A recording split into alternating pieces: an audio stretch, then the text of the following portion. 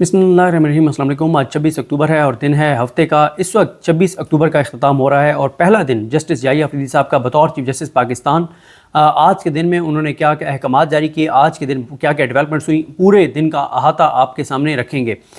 लेकिन उससे पहले बात करते हैं काजी फाइज़ ईसा साहब के हवाले से, जिनकी मुद्दत मुलाजमत जो है वो कल रात 12 बजे ख़त्म हुई थी। यानी जैसे ही 26 का आगाज़ हुआ था तो काजी साहब रिटायर हो गए थे। तो काजी साहब जो है वो अपनी रिटायरमेंट के 3 घंटे के अंदर अंदर पाकिस्तान से फ़रार हो गए थे। हैरान कुन तौर पर आप देखिए, यही वजह है कि सोशल मीडिया पे आप बात हो रही है कि मियां नवाज शरीफ हों या काजी फाइज़ ईसा हों, इनके असल वतन तो बाहर हैं, क्योंकि इनके असासे और जायदादें बाहर हैं। ये पाकिस्तान तो सिर्फ आते हैं ओहदे इंजॉय करने के लिए और पाकिस्तान को तबाह और बर्बाद करने के लिए। और काजी फाइज़ ईसा ने भी यही किया। या कौन ऐसे करता है कि आप 12 बजे आप रिटायर हो रहे हैं और 3 बजे आप रात की तारीकी में मुल्क से फ़रार हो रहे हैं। अब तस्वीरें और वीडियोज़ भी सामने आ गई हैं, वो आपने देखी होंगी। बहुत सी वीडियोज़ उनकी हैं जहाज़ के अंदर बैठे हुए की, लेकिन वो सोशल मीडिया पे अब इतनी ज़्यादा वायरल हैं, आप देख चुके होंगे। मैं इसलिए वो अपनी वीडियो में नहीं लगा रहा क्योंकि उसमें काजी फाइज़ ईसा साहब की जब वीडियो बनाई जा रही है तो उनके उस वीडियो में कुछ और भी जो है वो मेल फीमेल जो हैं वो गुजर रहे हैं या बैठे हुए हैं। तो वो पता नहीं, ज़ाहिर है वो तो नहीं कभी चाहेंगे, वो प्राइवेट लोग हैं कि उनकी तस्वीर या वीडियोज़ इस तरह से वायरल हो। तो काजी साहब के साथ उन बेचारों की भी तस्वीरें और वीडियोज़ वायरल हो रही हैं। तो इसलिए मैं अपनी इस वीडियो के अंदर वो तस्वीर और वो वीडियोज़ नहीं लगा रहा है जिसमें काजी साहब के साथ और भी जो हैं कुछ जो पैसेंजर्स हैं उनकी तस्वीर या वीडियोज़ जो हैं वो दिखाई दे रही हैं।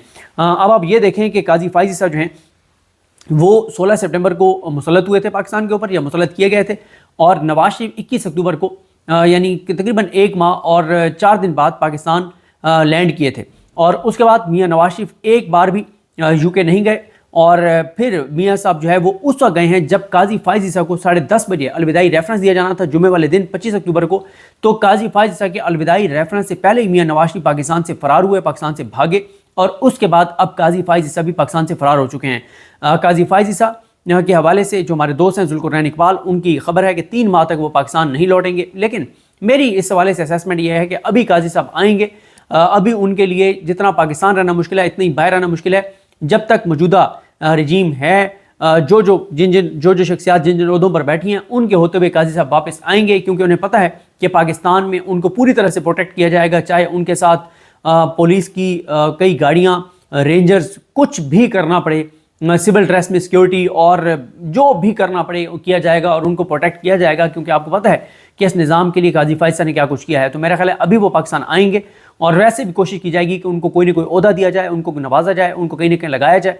और उनको फिर, क्योंकि शरीफ ख़ानदान कभी भी अपने हवारियों को, अपने हामियों को, अपने चमचों करचों को जो उनके लिए अपने हलफ से गद्दारी करते हैं, उनको शरीफ ख़ानदान कभी भी ज़ाती जेब से अपने ज़ाती पैसों पर, तनख्वाह पर नहीं रखता, मुलाजमत पर नहीं रखता। हसन नवाज, हुसैन नवाज की मिलों में, फैक्ट्रियों में या उनके कारोबार में उनको मुलाजमत पर नहीं रखा जाता, बल्कि आवाम के टैक्स के पैसों से उनको नवाजा जाता है। देख लें किस किस को रिटायरमेंट के बाद कहाँ कहाँ लगाया है, वो आपके सामने है। ये शरीफ ख़ानदान का ये वतीरा है कि नवाजते हैं, ख्याल पूरा रखते हैं, लेकिन आवाम के टैक्स के पैसों से, अपनी ज़ाती जेब से ये नहीं करते। तो काजी फाइज़ ईसा आएगा, उसको कहीं ना कहीं लगाया जाएगा, किसी न किसी तरह से उसका रोल बरकरार रखा जाएगा, क्योंकि जितना उसने पाकिस्तान को कमज़ोर किया है, तो इंटरनेशनल कुव्वतें हों तो वो भी चाहेंगी कि ऐसा शख्स पाकिस्तान में रहना चाहिए किसी न किसी किरदार में, ताकि जितना वो और अनसर्टेनिटी पाकिस्तान में पैदा कर सकता है वो करे, ताकि लोगों का इस सिस्टम से एतमाद उठे, लोग पाकिस्तान छोड़ कर जाएँ, पाकिस्तान के अंदर एक क्योस हो, अनारकी हो, खाना जंगी हो, एक नफ़रतें हों। तो ऐसा शख्स बैरूनी कुव्वतों को तो बहुत ज़्यादा जो है वो फेवर करता है, उनके लिए तो फ़ायदा मंद है, सूदमंद है उनके लिए। तो वो आएंगे मेरा ख्याल है और उनको किसी न किसी रोल में दोबारा रखने की कोशिश की जाएगी। अब आ जाएँ इस बात पर कि आज क्या कुछ किया है याहिया अफरीदी साहब ने। देखें, सबसे पहले आपको मैंने बताया था कि उन्होंने फुल कोर्ट मीटिंग बुलाई है परसों, और उसके बाद उन्होंने वेबसाइट पे जो लिस्ट जारी करवाई है जजेस की, उसमें ये चैप्टर क्लोज कर दिया है कि सीनियर पीनी जज मंसूर अली शाह साहब हैं, और उनके बाद सीनियरिटी में मुनीब अख्तर साहब हैं।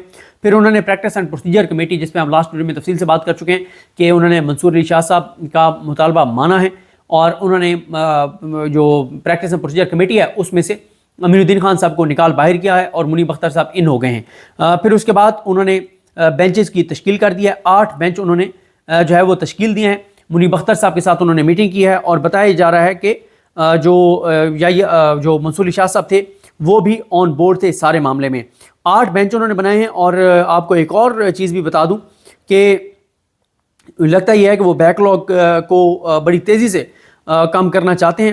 یہی وجہ ہے کہ جناب انہوں نے ایک بینچ کے سامنے 30 کیسز جو ہیں وہ لگا دیے ہیں. گو کہ ابھی کافی ایشو رہے گا, یعنی روزانہ 10 15 کیسز شاید صرف وہ ایسے ہوں جو آئینی بینچ کی طرف بھیجے جائیں, کیونکہ اس آئینی ترمیم نے وہ تباہی اور بربادی پھیری ہے کہ کنفیوژن ہے کون سے کیسز ادھر آئیں گے, کون سے آئینی بینچ میں جائیں گے. ایک عجیب ڈرامہ ہوگا اور بڑی کنفیوژن ہوگی. تو سینکڑوں کیسز بغیر جو ہے ہر ہفتے سینکڑوں کیسز جو ہیں وہ بغیر سنے ججز جو ہیں وہ آئینی بینچ کو بھیجیں گے, اور اس سے بھی بڑا جو ہے وہ نقصان ہوگا. اچھا, اس کے بعد آ جائیں جی بینچ کون کون سے بنائے ہیں یحییٰ افریدی صاحب نے. پہلا بینچ یحییٰ افریدی صاحب اور شاہد بلال حسن صاحب پر مشتمل ہے. دوسرا بینچ منیب اختر صاحب اور اطہر من اللہ صاحب پر مشتمل ہے. بینچ 3 جو ہے وہ جسٹس امین الدین خان اور جسٹس عرفان سعادت خان صاحب پر مشتمل ہے. Bench 4 justice Jamal Khan Mandokhel, justice Musarrat Hilali, justice Malik Shahzad Ahmad Khan. Bench 5 justice Muhammad Ali Mazhar, justice Syed Hassan Azhar Rizvi. Bench 6 justice Ayesha A Malik, justice Aqeel Ahmed Abbasi. Bench 7 justice Shahid Waheed, justice Naeem Akhtar Afghan. Bench 8 justice Sardar Tariq مسعود اور جسٹس مظہر علم میاں خیل. یہ ہیں جناب بینچز جو انہوں نے بنائے ہیں, اور یہ ایک بڑی جو ہے وہ پیش رفت ہے. اس کے بعد آ جائیں جناب, انہوں نے 7 تاریخ کو انسداد دہشت گردی کی جو عدالتیں ہیں ان کے جو انتظامی جج ہیں ان کو طلب کر لیا ہے اور ان سے کارکردگی رپورٹ مانگ لی ہے. یہ بہت اہم ہے. دیکھیں, ایک طرح سے آپ کہہ سکتے ہیں کہ انہوں نے 9 مئی کے کیسز کی کارکردگی رپورٹ مانگ لی ہے. 9 مئی کے کیسز ATC کورٹس میں پینڈنگ ہیں, اور اب آپ دیکھیں گے کہ میری یہ اسیسمنٹ ہے کہ بڑی تیزی سے ATC کے جو قید ہیں لوگ وہ رہا ہوں گے, ان کو ضمانتیں دی جائیں گی.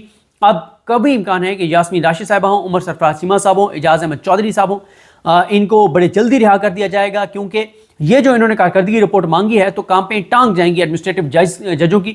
اور جیسے میں نے آپ کو ایک اپڈیٹ دی تھی کہ برہان معظم ایڈوکیٹ صاحب کے ساتھ میری بات ہوئی تھی, تو انہوں نے بتایا تھا کہ جو جج عالیہ نیلم صاحبہ نے ہٹائے تھے, جو بڑے زبردست جج تھے جو ملک شہزاد احمد خان صاحب نے لگائے تھے, جج محمد عباس ہو یا باقی ججز جن کو عالیہ نیلم صاحبہ نے ہٹا دیا تھا, جو پنجاب حکومت چاہتی تھی کہ ان کو ہٹایا جائے اور عالیہ نیلم صاحبہ نے ہٹا دیا تھا, تو وہ جج جس نے عمران خان صاحب کی ضمانتیں 9 مئی کی سننی تھی اور جن کے پاس 9 مئی کے بہت سے کیسز تھے, اس جج کو عالیہ نیلم صاحبہ اور پنجاب حکومت نے 2 ماہ اور 10 دن بعد لگایا ہے. آپ اندازہ لگائیں, 2 ماہ اور 10 دن تک اس عدالت میں جج ہی نہیں تھا جس نے عمران خان کی ضمانتوں کا کیس سنا تھا. تو اب آپ دیکھیں گے کہ اس سے بڑی تیزی سے اب کامپیں ٹانگیں گی. 7 سے پہلے بھی بڑی ڈیولپمنٹس ہو سکتی ہیں, اور یہ سب سے حیران کن ایک پیش رفت ہے, کیونکہ ATC کورٹس جو ہیں ان میں مین جو ہے اس وقت آپ کو پتہ ہے کہ جو ان کو لگانے کا کرائٹیریا ہے وہ ہے 9 مئی کے کیسز میں کون سا جج ڈیلیور کر سکتا ہے وہ. اور جج محمد عباس جیسے آزاد ججز جن کے ساتھ جو کچھ کیا گیا, اس کے بعد ملک شہزاد احمد خان صاحب نے جو ہے وہ ملک شہزاد احمد خان صاحب نے ایک توہین عدالت کی کارروائی بھی شروع کی تھی. ملک شہزاد احمد خان صاحب کے جو 4-5 جرائم تھے وہ کیا تھے؟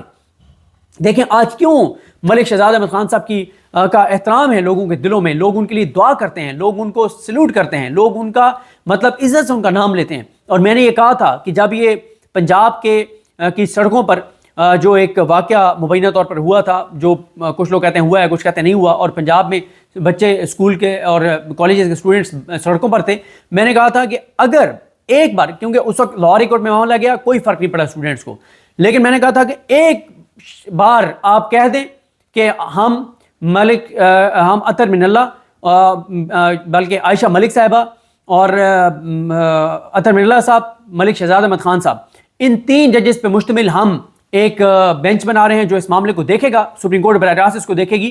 تو میں نے کہا تھا 1 منٹ میں احتجاج ختم ہو جائے گا. جیسے ہی اسٹوڈنٹس سنیں گے نام کہ عائشہ ملک صاحبہ, اطہر من اللہ اور ملک شہزاد احمد خان ہیں, 1 منٹ کے اندر پروٹیسٹ ختم ہو جائے گا. یہ ہوتا ہے عدلیہ پر اعتماد.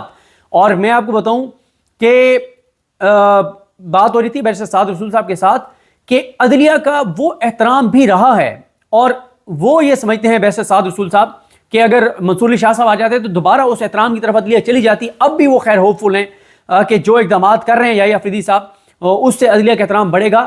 کہ کیا عدلیہ کا احترام؟ کہ اگر عدالت کسی کو اپنے سامنے کھڑے ہوئے شخص کو سزائے موت بھی سناتی تھی تو احترام یہ ہوتا تھا ججز کا, یعنی جس کو سزائے موت سنائی جاتی تھی اس کو بھی پتہ ہوتا تھا کہ ہاں میں نے قتل کیا اور مجھے سزائے موت ہوئی ہے, تو وہ ہتھکڑیوں کے ساتھ بھی ججز کو سیلوٹ کرتا تھا کہ ٹھیک ہے آپ مجھے سزائے موت سنائی ہے, میں نے جرم کیا ہے, لیکن وہ جاتے ہوئے جو ہے وہ ججز کو جو ہے الٹے پاؤں مڑتا تھا کہ تاکہ وہ مطلب ججز کا ایک احترام اس طرح کا ہوتا تھا عدلیہ کا، جس احترام کو جو ہے وہ قاضی فائز عیسیٰ نے تباہ اور برباد کر دیا، اور پہلے بندیال صاحب کے دور میں عدلیہ کو کمزور کیا اور پھر اپنے دور میں بے وقت کیا اور بے وقت کر کے چلے گئے۔ تو یہ دیکھیں ملک شہزاد صاحب کے 4-5 جو جرائم تھے ان میں پہلا جرم یہی تھا کہ انہوں نے جو ہے وہ لاپتہ افراد کے جو کیسز تھے وہ آزاد ججز جسٹس شاہد کریم جیسے ججز کے سامنے لگانے شروع کر دیے تھے۔ پھر دوسرا ان کا جرم یہ تھا کہ انہوں نے جب سپریم کورٹ نے 6 ججز کے خط کے بعد ریکمنڈیشنز مانگی تھی تو انہوں نے بہت سخت ریکمنڈیشنز لکھ کے بھیجی تھی اور حقائق لکھ کے بھیجے تھے۔ تیسرا ان کا جرم یہ تھا کہ انہوں نے ٹریبیونل کے لیے آزاد 6 ججز کے نام دیے تھے، جن میں سے 4 اب عالیہ نیلم صاحب نے ڈراپ کر دیے ہیں۔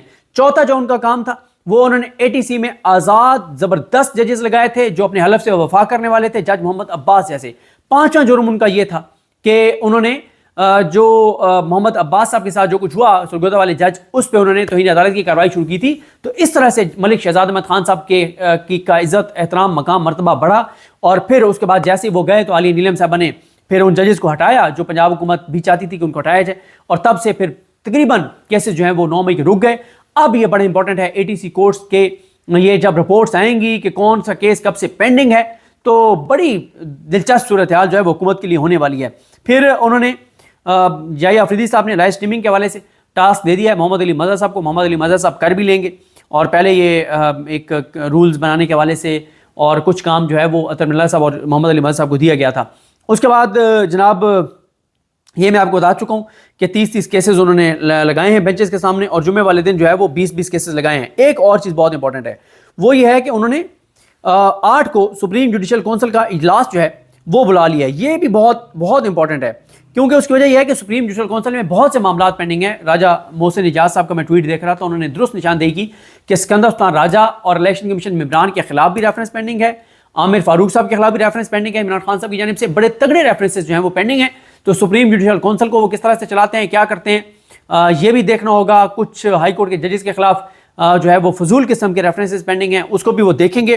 تو یہ جناب صورتحال ہے، یہ معاملات ہیں۔ پہلا دن ان کا بڑا شاندار رہا، بڑا زبردست رہا، یہ سارے اقدامات انہوں نے جو ہیں وہ کیے ہیں۔ تو دیکھتے ہیں یہ چیزیں کیسے آگے بڑھتی ہیں، اور لگتا یہ ہے کہ حکومت کے لیے مشکلات خاصی بڑھنے والی ہیں، اور اب کل دیکھتے ہیں کیا ہوتا ہے، پرسوں کیا ہوتا ہے، اور کس طرح چیزوں کو لے کے چلتے ہیں۔ لیکن یہ ہے کہ یہ بھی بتایا جا رہا ہے کہ پرسوں کی جو فل کورٹ میٹنگ ہے اس میں منصور علی شاہ صاحب ویڈیو لنک کے ذریعے شریک ہو سکتے ہیں، اور یہ بھی ہو سکتا ہے کہ ان کے آنے کے بعد ایک اور فل کورٹ میٹنگ جو ہے وہ ہو۔ ایوان صدر میں کیا کچھ ہوا اس کے حوالے سے نئی تفصیلات سامنے آئی ہیں، وہ میں نیکسٹ ویڈیو میں آپ کے ساتھ شیئر کروں گا۔ مجھے اپنی دعا میں یاد رکھیں۔ لگنی مام سب کا حامی ناصر ہوں۔ اللہ حافظ۔